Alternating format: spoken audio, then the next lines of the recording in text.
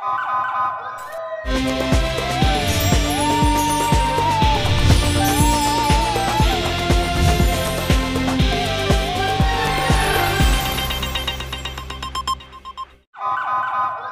पहले नजर डालते हैं अब तक की बुलेटिन की। जी बिल्कुल, गुज़िश्ता रोज विहाड़ी के नवाही इलाके 44 WB में पंचायत में भतीजी को कत्ल करने वाला चचा रईस भट्टी को पुलिस ने रावलपिंडी से गिरफ्तार कर लिया।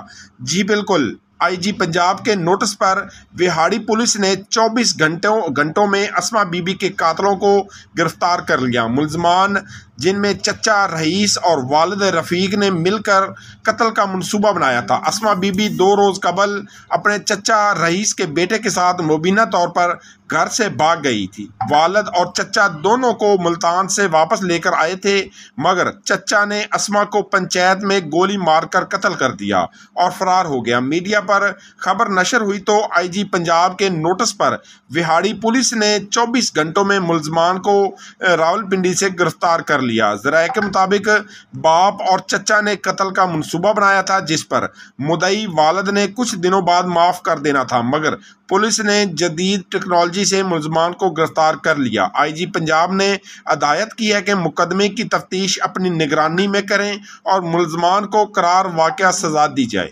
जी बिस्मिल्लाहिर्रहमानिर्रहीम।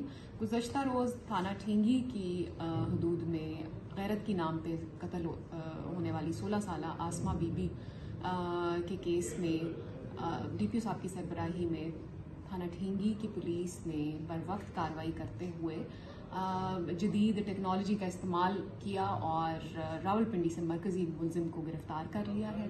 और इंकशाफात के दौरान ये बात सामने आई है कि उसके वालिद और उसके दीगर जो भाई हैं वो भी इसकी मनसूबाबंदी में शामिल थे और मज़ीद तफ्तीश इसकी जारी है। इसका नोटिस IG साहब ने भी लिया था और ज़िले की पुलिस ने इसमें बहुत अच्छा किरदार और टाइमली विदिन 24 आवर्स उसको मुलजिम की गिरफ्तारी को यकीनी बनाया है और इंशाल्लाह इसको कन्विक्शन तक लेके जाया जाएगा।